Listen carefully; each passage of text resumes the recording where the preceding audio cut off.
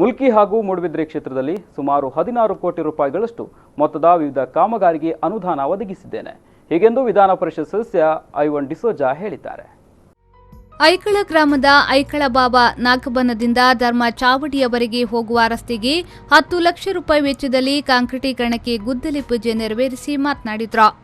ಕಲ್ಲಮುಣ್ಕೂರು ಗ್ರಾಮ ಪಂಚಾಯತ್ನ ನಿಡ್ಹೋಡಿಗೆ ಗ್ರಾಮ ವಿಕಾಸ ಯೋಜನೆಯಡಿ 1 ಕೋಟಿ ರೂಪಾಯಿ ಅನುದಾನ ಒದಗಿಸಿದ್ದೇನೆ.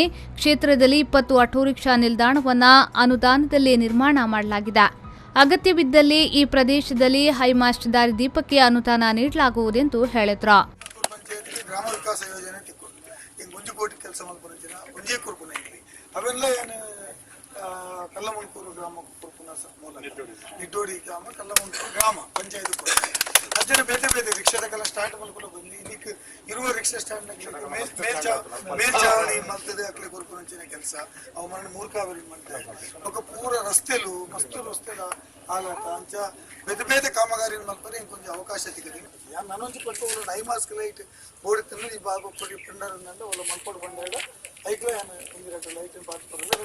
ಗಣೇಶ್ ಭಟ್ ಮತ್ತು ವರ್ಣಾ ಭಟ್ ಧಾರ್ಮಿಕ ವಿಧಿವಿಧಾನ ನೆರವೇರಿಸಿದ್ರು. ಈ ಸಂದರ್ಭ ಐಕಳ ಬಾಬಾ ಬೆಳಪು ದೇವಪ್ರಸಾದ್ ಶೆಟ್ಟಿ, ಬಂಟರ ಸಂಘದ ಅಧ್ಯಕ್ಷ ಸಂತೋಷ್ ಕುಮಾರ್ ಹೆಗಡೆ, ಸಾಹುಲ್ ಹಮೀದ್ ಮತ್ತಿತರರು ಈ ಸಂದರ್ಭ ಹಾಜರಿದ್ದರು.